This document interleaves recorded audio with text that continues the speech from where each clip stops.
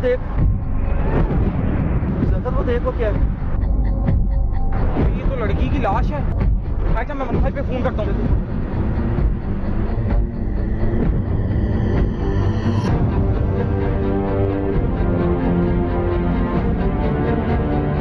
जल्दी से निकलो इधर से, मैंने घर जाना है। खैर जो पुलिस को फोन किया मैंने।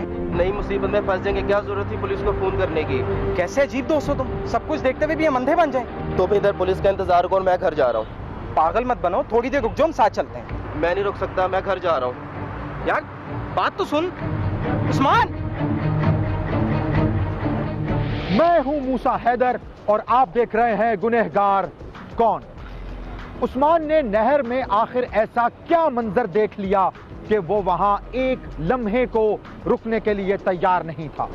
वो वहां से निकला और सीधा अपने घर आ गया, लेकिन उसका दोस्त वहीं पर रुका क्योंकि उसने पुलिस को फोन कॉल के जरिए उस मंजर के बारे में इत्तला दी थी जो उसने वहां नहर पर देखा। उसका वहां पर रुककर पुलिस से मिलना निहायत जरूरी था, वरना यह भी हो सकता है कि पुलिस इस सिलसिले में उस पर ही शक करना शुरू कर दे। पुलिस जब मौके पर आई तो उसने वहां क्या मंजर देखा।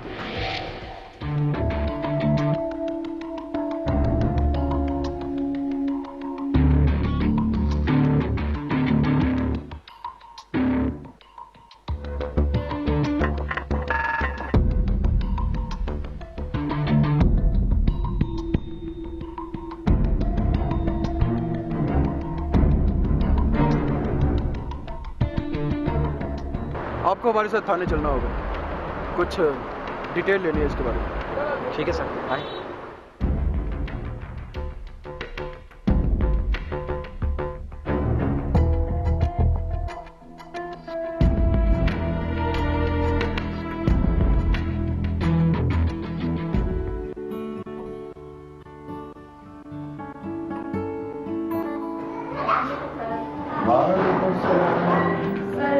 साइन कर दें।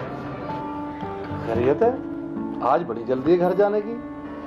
घर तो टाइम पर जाना है सर, लेकिन आप मसरूफ हो जाते हैं दोस्तों की वजह से। हाँ ये तो ठीक है, दोस्तों को भी तो टाइम देना पड़ता है ना। कभी मेरे लिए भी टाइम निकाल लिया करें। सारा टाइम तुम्हारे साथ ही तो होता हूँ।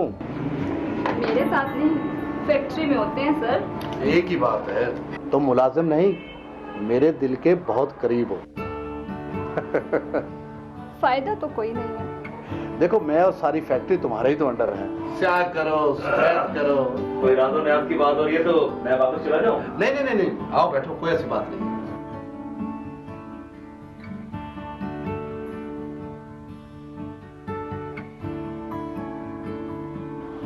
कमर साहब वो चली गई हैं, बैठ जाएं।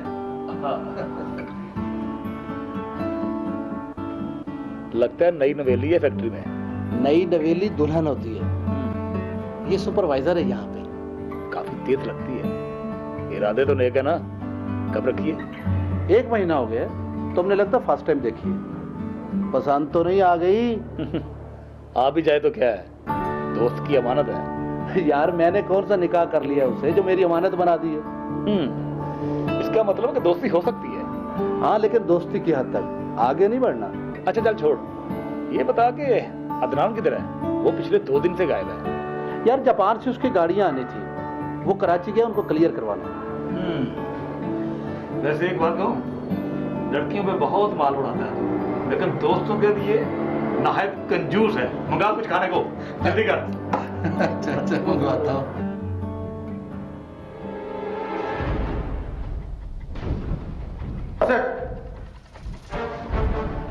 सर ये लड़की की पोस्टमार्टम रिपोर्ट है।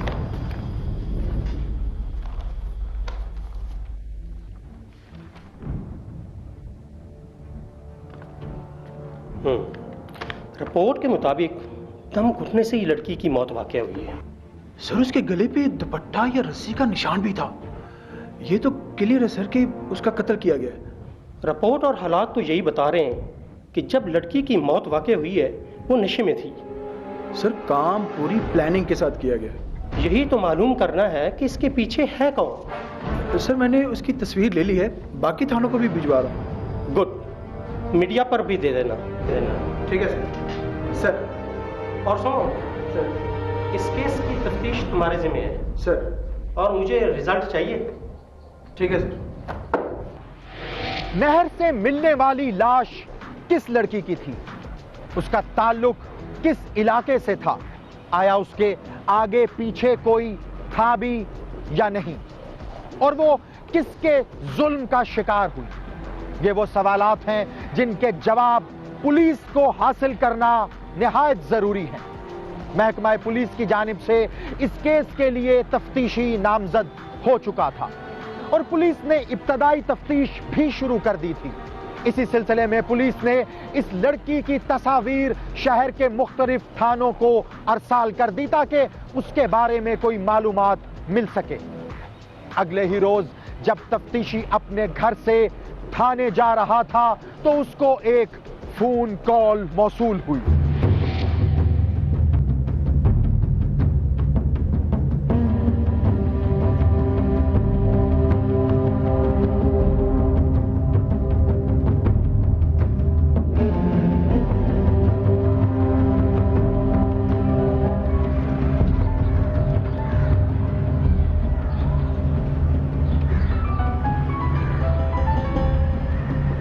हेलो जी, बोल रहा हूँ। कौन? मुख्तार जी। कौन से थाने से? Factory area. जी जी बोलें। जी जी बोल रहा हूँ। सनम, एक मिनट भाई, एक मिनट होल्ड कीजिएगा, मैं ज़रा कागज़ में उठाऊँ। जी बोलें। हाँ, अरे यार महकमे के बंदे होके डर रहे हो। फिक्र ना करो, तुम्हारा नाम बिल्कुल नहीं आएगा। हाँ बोलो।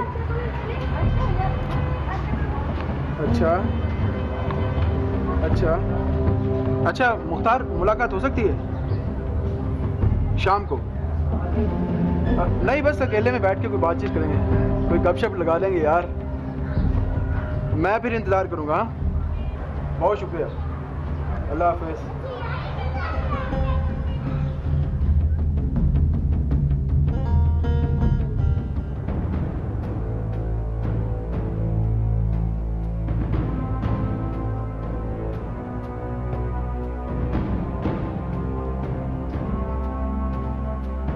हाँ भी मुख्तार, क्या हो रहा है?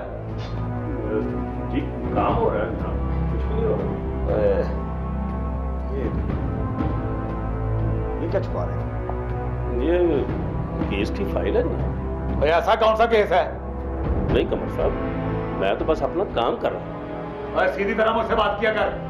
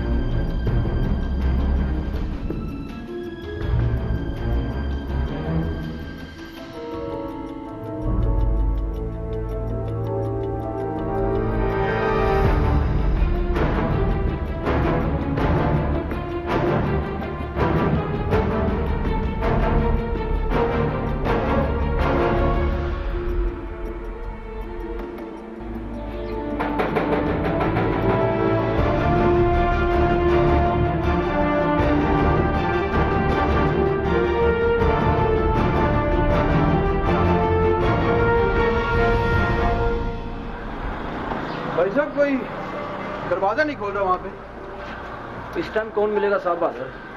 अगर कोई मिला भी तो रात को मिलेगा। कौन कौन रहता है उस घर में? एक लड़की है और एक उसकी माँ थी। माँ बेचारी तो कत्ल हो चुकी है।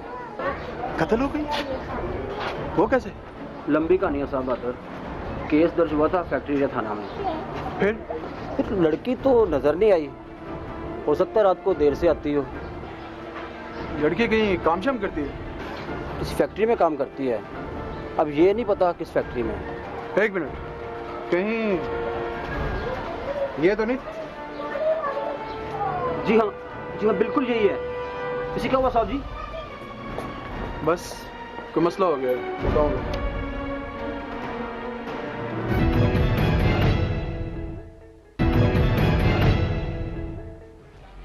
इस केस के तफ्तीशी को कत्ल होने वाली लड़की के बारे में चंद इब्तदाई मालूमात मौसूल हुई, जिनसे बज़ाहिर लगता था कि अब इस केस को खोजना निस्बतन आसान हो जाएगा, लेकिन इतना आसान भी नहीं, क्योंकि इस केस के पीछे एक मुकम्मल कहानी है।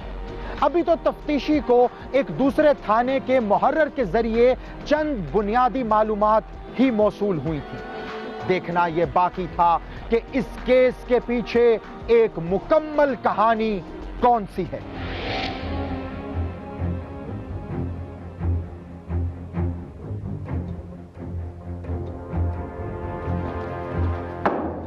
अस्सलाम वालेकुम सर। वालेकुम सलाम। आओ भाई मुख्तार, बैठो। जी बहुत शुक्रिया सर। और नौकरी कैसी जा रही है? जी अल्लाह का शुक्र। Thank you. पियो ना, तुम्हारे लिए मंगवाई है। जी बहुत शुक्रिया सर। मुख्तार, ये कमर ASI का कब से ताल्लुक था सनम से? सर कोई 10 महीने हो गए। और इन दोनों को आपस में टकरा कैसे हुआ? सर फैक्ट्री से आते हुए सनम के साथ एक वाकया हो गया था और वो उसकी रिपोर्ट लिखवाने के लिए मेरे पास आई थी इसी थाने में।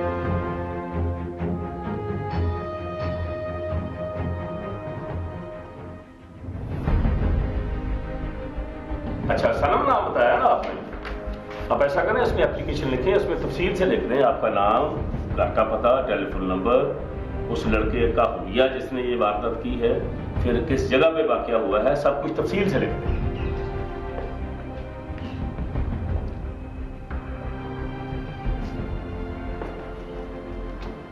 तुम और इधर? आप इधर होते? मुख्तार, वो इकबाल खान वाली फाइल लेकर आओ। जी सर।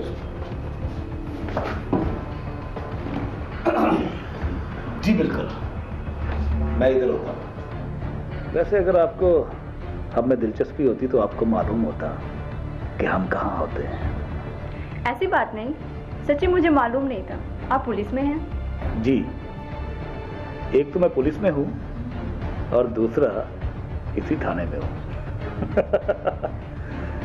बाय द वे, आप यहाँ खैरियत से आई हैं? मैं फैक्ट्री से घर जा रही थी, एक लड़के ने पर्स छीन लिया, बस उसकी रिपोर्ट लिखवानी है। बस इतनी सी बात है, अभी हो जाता है। मुहर्रर मुख्तार ASI कमर की आदात से अच्छी तरह वाकिफ था। उधर वारदात करने वाले लड़के का हुलिया मालूम होने पर ASI कमर ने टेलीफोन कॉल पर कुछ जरूरी हिदायत दी और एक बार फिर सनम के साथ गुफ्तगू में मसरूफ हो गया, क्योंकि उसका मकसद उसके साथ दोस्ती करना था, जिसके लिए यह एक बेहतरीन मौका था।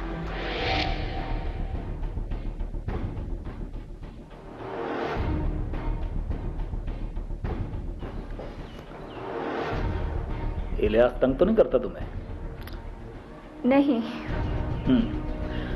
वैसे पूछना तो नहीं चाहिए, मगर पूछना जरूरी भी है। कितनी सैलरी है आपकी? बस गुजारा हो जाता है। आज ही सैलरी मिली थी, सारे पैसे पर्स में थे। आप फिक्र न करें, बैग आपको मिलेगा और उसी हालत में मिलेगा, बगैर कोई चीज कम हो गए। जी, ऐसा हो जाए तो बड़ी मेहरबानी होगी आपकी। ज्यादा जल्दी तो नहीं आपको? नहीं, घर जाना है। अम्मी खाने पे इंतजार कर रही होंगी। उन्हें फोन कर दो, वो खाना खा लें, हम किसी होटल में खाना खाएंगे। क्यों तकलीफ करते हैं आप, मैं घर जाके खा लूंगी। कहते हैं खाने से इनकार नहीं करना चाहिए। वैसे घर में कौन कौन होता है? बस मैं और मेरी अम्मी। इसका मतलब है फिर तो आपके घर जाया जा सकता है। जी जरूर, क्यों नहीं, जब चाहें आ जाए।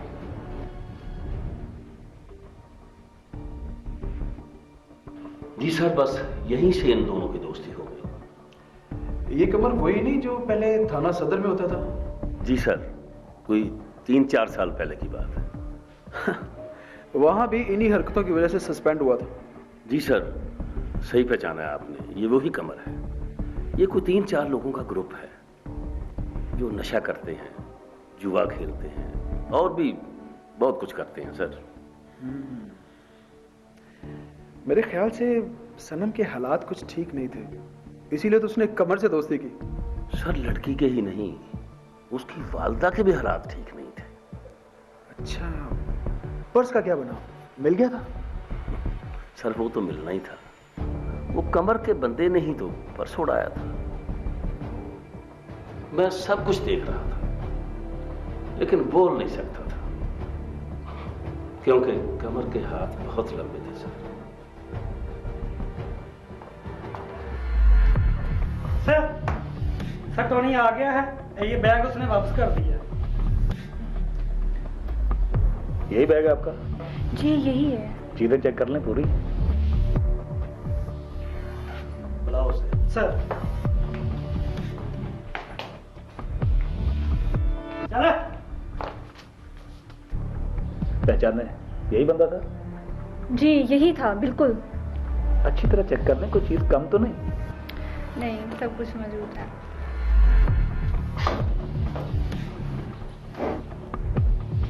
आइंदा ख्याल रखना, ये मेरी अजीज है। जाओ इधर से, जाओ। अरे चल।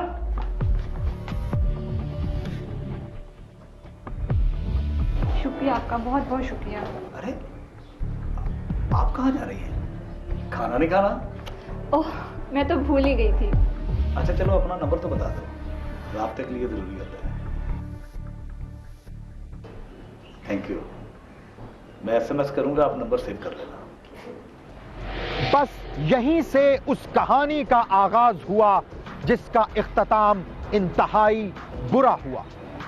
ASI कमर ने सनम को ब्लैकमेल करना शुरू कर दिया। वो अपनी इन्हीं इखलाक से गिरी हुई हरकत की बिना पर महकमा पुलिस से पहले भी सस्पेंड हो चुका था, मगर सस्पेंड होने के चंद ही माह बाद वो बहाल हो गया। उसने सनम को तंग करना शुरू कर दिया। उसका जब दिल करता मुलाकात के लिए सनम के घर पहुंच जाता, क्योंकि उसको इस बात का अंदाजा हो चुका था वहां उसे रोकने वाला कोई नहीं है।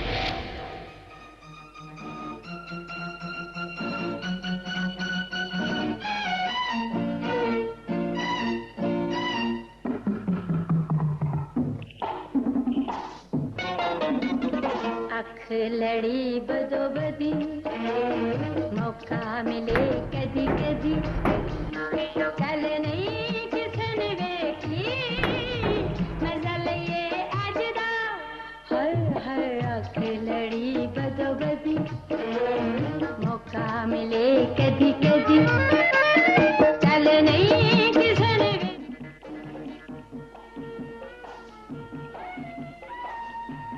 कितना घटिया आदमी है, मोहल्ले में तमाशा लगा के रख दिया है। मैं देखती हूँ। नहीं तुम नहीं जाओगी। क्यों नहीं जाऊंगी, खुद ही तो कह रही है तमाशा लगा रखा है दरवाजे पर। पूरे मोहल्ले में बदनाम करके रख दे इस कंगले ने, कोई फायदा नहीं है। तो क्या कोई सेठ पकड़ लूं? और क्या, पूरे जमाने में तुम्हें यही मिला था।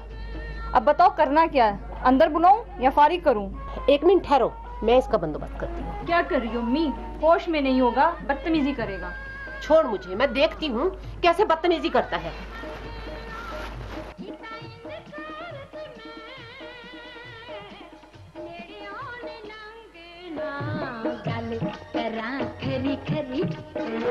बाहर निकल। क्या तमाशा लगाया हुआ, दफा हो जाए यहाँ से कंगले कहीं के।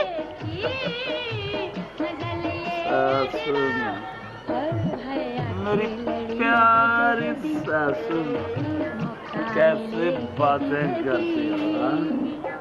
बस बंद कर, दूर रह मुझसे। क्यों दूर करती है मुझे सासू? ऐसा क्या किया है? मैं कहती हूँ चले जाओ यहाँ से, सारे मोहल्ले में बदनाम करके रख दिया है। सनम किधर है सनम? मुझे अभी उसे मिलना है इसी वक्त। बुलाओ उसे। नहीं है वो घर में, चली गई इधर से। किधर चली गई है? ये उसका घर नहीं है? नहीं, ये उसका घर नहीं है, मेरा घर है। ये तेरे बाप का घर है। ये मेरी सनम का घर है, समझियो? बकवास बंद कर, कंगले हो तो ना आया कर। चले जाओ यहाँ से। नहीं अड़ी अड़ी कल नहीं किसने देखी।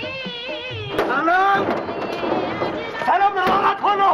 है आंखें लड़ी बदो बदी मौका मिले कभी अच्छा नहीं किया तूने, देख लूंगा तुझे मैं।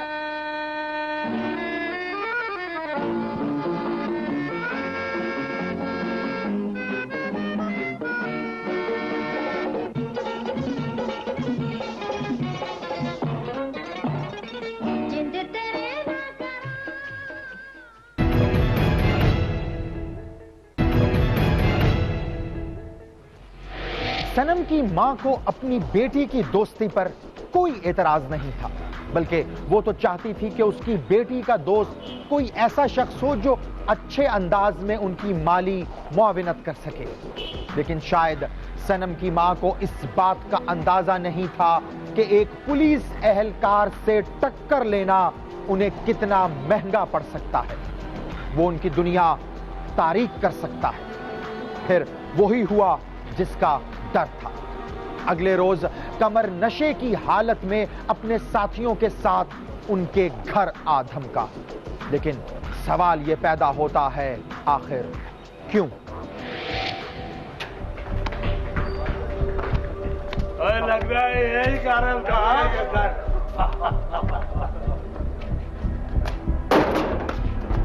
बाहर निकल बुढ़िया, बाहर निकल। आज फिर मैं तुझसे बेइज्जत होने आया हूं। निकल बाहर निकल। अरे मेरी जान, अरे लगता है घर में कोई नहीं है, बुढ़िया भाग गई है। भाग के कहाँ जाएगी? डर गया लगता बॉस, नहीं निकलेगी। जब तक वो नहीं निकलेगी मैं भी यहाँ से नहीं टलूंगा। बाहर निकल। अरे जानी, और यहाँ खड़ा रहने का कोई फायदा नहीं है। और निकलने वाली करती। अरे चल निकल। ये क्या तमाशा लगाया हुआ है? निकल यहाँ से। ले, आज फिर आ गया हूं मैं। मार मुझे, मार। मारती क्यों नहीं हो? हाथ टूट गया तेरे। उसको देखिए तेरी 2 टके की औकात है तेरी। ए भैया, तूने मेरे दोस्त पर थप्पड़ मारा। नहीं, ये क्या कर रहा है? छोड़। अबे नहीं, अरे नहीं, गोली नहीं चला। ये क्या करती है तूने? नहीं बोलेगी। अरे चल, अबे चल निकल। मैं कह रहा हूं क्या करती है?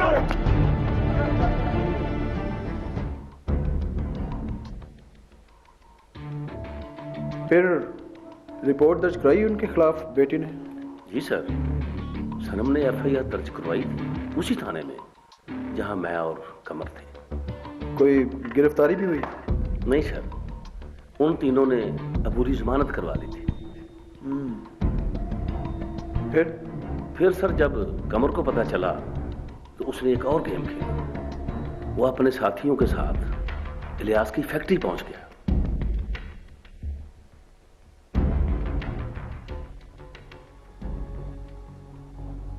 तुम लोगों ने बहुत बड़ी ज्यादती की। वो बहुत परेशान है बेचारी। तो यार जो होना था हो गया, हमने जानबूझकर गोली नहीं मारी। मगर वो है कहाँ? इधर ही है, फैक्ट्री में सोती है। उस दिन से वो अपने घर नहीं गई। यास भाई प्लीज आप उसे बुला दो, हम उसके पांव पकड़ लेंगे प्लीज। असल में हम उस दिन टुन थे, हमें नहीं पता चला कि ये सब कुछ कैसे हो गया यार। वैसे मेरा नहीं ख्याल कि वो मानेगी। और मेरी जान, इस बात को छोड़ दे। और ये जो तेरे सामने हस्ती बैठी है ना, वो ये बड़ी पहुंची हुई हस्ती है। यास भाई बड़ा नाम है बॉस का। तुम देखना कि होता क्या है। मनाना मुझे अच्छी तरह आता है, बस तुम उसे एक दफा यहाँ बुला दो। उसे धोखे से ही बुलाना पड़ेगा। अगर उसे पता चल गया ना कि तुम तीनों यहाँ हो, कभी नहीं आएगी। लियास भाई आप उसे खुद बुला दो। यार किस इम्तिहान में डाल दिया तुम लोगों ने। अच्छा मैं कोशिश करता हूँ।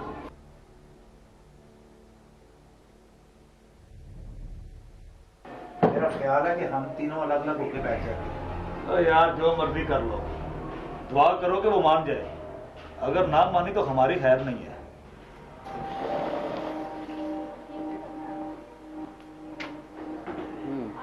ठीक है। अस्सलाम वालेकुम सर। कैसा काम चल रहा है? ठीक है सर, आप आज यहाँ कैसे आ गए? भाई मैंने सोचा चक्कर लगा लूं। आज खाने का क्या प्रोग्राम है तुम्हारा? 3 बज गए हैं। इसीलिए तो खुद आया हूँ तुम्हें लेने। क्यों? मैंने सोचा कि इकट्ठे खाना खा लेंगे। अभी तक मैंने खाना नहीं खाया। आप तो खा लेते। ऐसा नहीं हो सकता।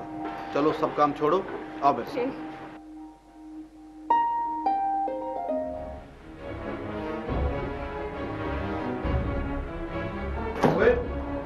तुम लोग कब आए? अभी अभी। सनम क्या कर रहे हो? उस दिन जो कुछ हुआ उसी के लिए माफी मांगने आए हैं। हमें माफ कर दो। आप जो भी सजा कहेंगी हम भुगतने के लिए तैयार हैं। यकीन करो सर, मैं तो उस दिन अम्मी से माफी मांगने गया था। ये जो कुछ भी हुआ अचानक हुआ। अब अदालत में ही फैसला होगा। सर ये क्यों आया यहाँ पे? देखो मैंने इन्हें नहीं बुलाया, मैं जब तुम्हारे पास गया हूँ बाद में ये आया। देखो हम इलियास भाई को गवाह बना के तुमसे माफी मांगते हैं, हमें माफ कर दो। देखो सनम, की तो इन्होंने बहुत ज्यादा, लेकिन अगर हो सकता है तो इन्हें माफ कर दो, क्योंकि ये कह रहे हैं कि ये एक हादसा था। ऐसे मौके पर एक औरत क्या कर सकती है? वो इन लोगों की साजिश को समझ नहीं सकी। सुलह के इस खेल में इलियास ने अहम किरदार अदा किया, क्योंकि वो एएसआई के साथ अपने ताल्लुकात खराब करना नहीं चाहता था। इन लोगों ने देखा कि जब सनम आसानी से नहीं मान रही तो वहीं बैठे बैठे एएसआई कमर ने बातों के दौरान ही अपने शैतानी जहन से एक नया खेल तैयार कर लिया। यकीन करो सनम, हम इस इरादे से तुम्हारे घर नहीं गए थे। माफ कर दो हमें। बस चुप करो सनम, देखो जाने वाली तो चली गई, अब जिंदगी तो तुमने गुजारनी है ना। देखो अदनान तुमसे शादी करने को तैयार है। बोलो जान, बोलो। यार ठीक है, अगर ये केस वापस ले ले तो मैं इससे शादी करने के लिए तैयार। मेरा ख्याल है सनम तुम्हें इनकी बात मान लेनी चाहिए। इलियास भाई, निकाह हमको अभी बुलाएं, इसी वक्त और इसी जगह पर निकाह होगा, जल्दी करें। बिल्कुल ठीक है, सुबह अदालत जाके ये अपना सुलहनामा जमा करवा दे, वहां से रुखसती कर लेंगे। लो मामला ही हल हो गया।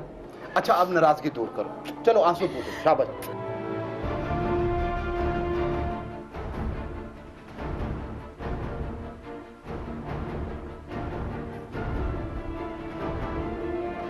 बस फिर शादी के बाद उसको भी नशा लगा दिया होगा उन्होंने। जी सर, मुझे एक दिन टोनी ने बताया था, उस दिन कमर खाने में नहीं। मेरे ख्याल से सबसे पहले टोनी को गिरफ्तार करना चाहिए। जी बिल्कुल सर, सबसे पहले आप टोनी को पकड़ें, वो सब कुछ बताएगा सनम को किसने और कैसे करना। सब कुछ मुल्जिमान की मर्जी के मुताबिक ही हो रहा था। उसी रोज इलियास की फैक्ट्री में सनम का निकाह अदनान के साथ पढ़ा दिया गया।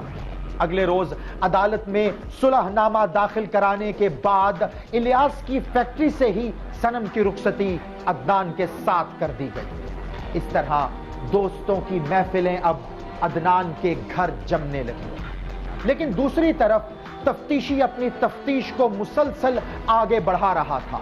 उसने शक की बुनियाद पर टोनी को गिरफ्तार किया तो उसने सब कुछ उगल दिया।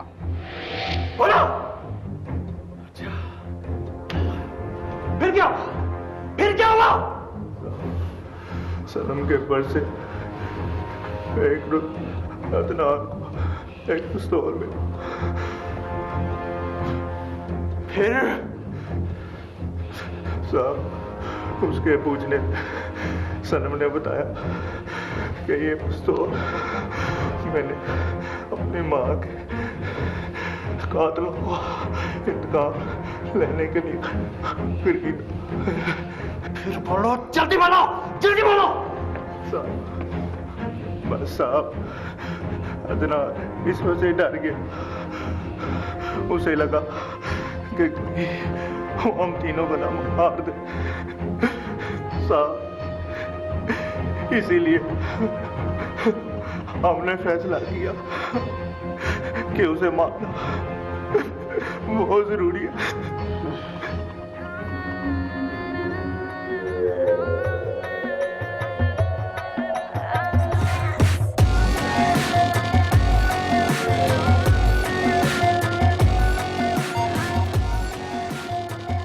अरे क्या मौत बुला रही है तुझे? अबे कहाँ मर गया? जल्दी खाना लेके आ। अबे जल्दी आ।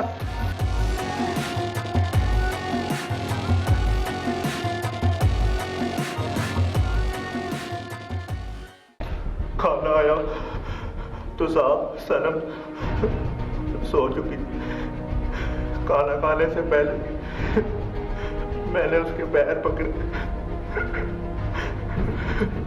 कमर ने उसका हाथ और अदनान उसी के दुपट्टे से साहब उसका गला दबा दिया और उसे मार दिया। फेंकने कौन कौन गया था उसे? कौन कौन गया था फेंकने उसे? साहब हम तीनों गए थे साहब, क्योंकि रास्ते में नाके लगे होते। कमर ने हमें वहां से निकाला था।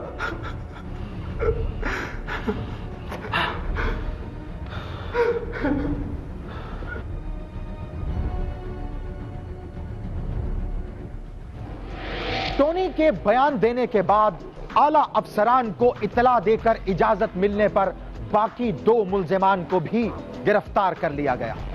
मगर एक इंतहाई अहम सवाल, क्या इन्हें सजा मिल पाएगी या ये पहले कत्ल की तरह इस केस से भी बरी हो जाएंगे? ये तय करना तो अदालत का काम है, लेकिन अदालत भी अपना फैसला गवाहों और सबूत की रोशनी में ही देती है। मगर एक फैसला आपको करना है, और वो ये कि इस केस में असल गुनहगार कौन है। अगर आप भी जानते हैं अपने आसपास मौजूद किसी ऐसे ही गुनहगार को, तो खामोश हरगिज ना रहें, क्योंकि याद रखें किसी भी जुल्म के खिलाफ खामोश रहना भी एक जुल्म है। हमें बताएं, ईमेल करें gk@sama.tv पर, हमें ट्वीट करें या फिर फेसबुक पर ज्वाइन करें। हमारा फेसबुक अकाउंट है facebook.com/गुनहगार-कौन। आपसे मुलाकात होगी अगले हफ्ते एक और सच्ची कहानी के साथ, और देखेंगे गुनहगार कौन।